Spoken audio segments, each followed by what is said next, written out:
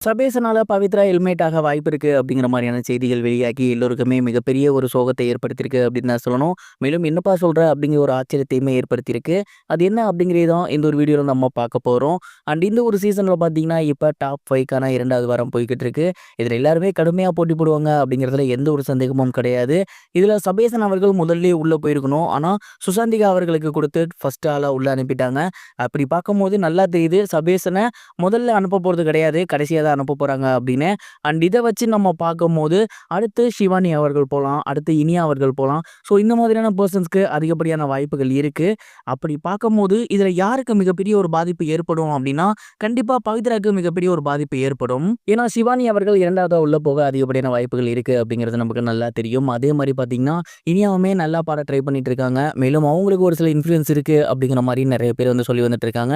So அவங்களுமே top 5க்குள்ள போக அதிகப்படியான வாய்ப்புகள் இருக்கு.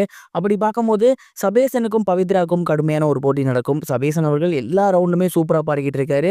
ஸோ இனியா அவர்கள தோற்கடிச்சு அவர் உள்ள போறதுக்கு அதிகப்படியான வாய்ப்புகள் இருக்கும். அப்படி இல்லன்னா இனியா, பவித்ரா, செந்தமிழன் இவங்க 3 பேத்துக்குள்ள கடுமையான ஒரு போட்டி ஏற்பட்டு, அதனால பவித்ரா அவர்கள் வெளிய போறதுக்கும் அதிகப்படியான வாய்ப்புகள் இருக்கு.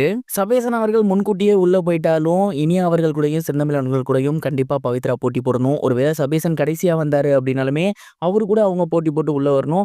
இது 2மே அசாத்தியமான ஒரு உண்மை அப்படிங்கிறது நமக்கு நல்லாவே தெரியும். ஸோ இதிலிருந்து பவித்ரா வரணும் அப்படின்னா, இந்த வாரம் ரொம்ப சூப்பரா பாடி டாப் 2 ஃபைனலிஸ்ட்டா அவங்க உள்ள போனா மட்டும் தான் உண்டு. ஒரு கணம் அத தவற விட்டாங்க அப்படின்னா, கண்டிப்பா பவித்ரா இந்த சீசன விட்டு வெளியேறதுக்கு அதிகப்படியான வாய்ப்புகள் இருக்கு.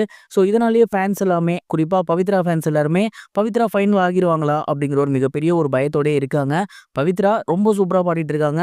இன்னும் கொஞ்சம் தன்னை மெருகேத்தி அவங்களோட பெஸ்ட்ட தாண்டி ஒரு சாங்க குடுத்தாங்க அப்படின்னா, கண்டிப்பா ஃபைனல் போவாங்கன்னு நான் நினைக்கிறேன். நீங்க என்ன நினைக்கிறீங்க? மறக்காம கமெண்ட் பாக்ஸ்ல ஷேர் பண்ணுங்க. இது ஒரு புறம் இருக்க, ஆக்டர் துருவ் விக்ரம் அவர்கள் ரீசெண்டா பைசான் படத்தோட ப்ரமோஷன்ல இதுதான் என்னோட முதல் படம் அப்படின்னு சொல்லியிருந்தது எல்லாருக்குமே மிகப்பெரிய ஒரு ஷாக்கிங் ஏற்படுத்தி இருந்துச்சு. குறிப்பா இதற்கு முன்னாடி ஒர்க் பண்ணியிருந்த 2 டைரக்டர்கள், முக்கியமான ஒரு டைரக்டர் அப்படின்னா அவர் வந்து பாலாவை சொல்லலாம். அதே மாதிரி கார்த்திக் சுப்ராஜும் மிகப்பெரிய ஒரு டைரக்டர். இவங்க 2 பேத்து கூட ஒர்க் பண்ணிட்டு அவர் எப்படி இதை முதல் படம் சொல்லலாம் அப்படின்னு மிகப்பெரிய ஒரு எதிர்ப்பு அவரோட டாக்ஸுக்கு எழுந்திருந்துச்சு. அண்ட் இது குறித்து துருவ் விக்ரம் அவர்கள் என்ன சொல்லியிருக்காரு அப்படின்னா, நான் பண்ணியிருந்த முதல் படம் அப்படிங்கிறது என்னோட முதல் படமாக என்னால எடுத்துக்க முடியாது. ஏன்னா அது வந்து ஒரு ரீமேக் படம். அங்க என்ன பண்ணியிருந்தாங்களோ அதே மாரி தான் நானும் பண்ணணும் அப்படிங்கிறது இருந்துச்சு. ஸோ அது என்னோட முதல் படமா என்னால எடுத்துக்க முடியல. அதே மாரி 2வது படம் பார்த்தீங்கன்னா, என்னோட படம் கிடையாது. எங்க அப்பாவோட படம். நான் ஜஸ்ட் ஒரு கேமியோ மட்டும் தான் பண்ணியிருந்தேன். அது என் படம்னு என்னால எடுத்துக்க முடியாது. இந்த 2 படங்கள தவிர்த்து பார்த்தா, பைசன் தான் நான் ஹீரோவா பண்ணி தமிழ்ல முக்கியமா ஒரு கதை ரெடியாகி, அதுல நான் உயிரோட்டமா இருந்திருக்கேன். ஸோ இதுதான் என்னோட முதல் படம்னு நான் நினைக்கிறேன்னு விளக்கம் குடுத்திருந்தாரு. அவர் சொல்லும்படி பார்த்தா நியாயமா தான் தெரியுது. இத பத்தி நீங்க என்ன நினைக்கிறீங்க? இதையும் கமெண்ட் பாக்ஸ்ல ஷேர் பண்ணுங்க.